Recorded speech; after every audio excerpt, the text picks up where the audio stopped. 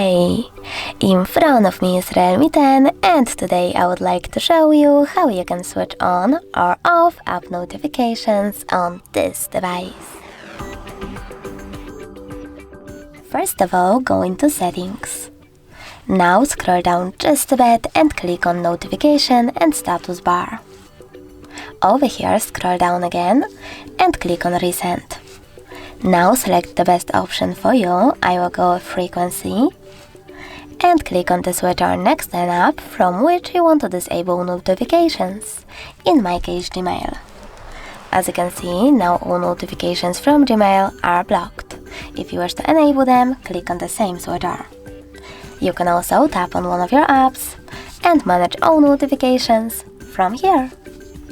Thanks so much for watching. If you enjoyed this video, leave a like, comment and subscribe.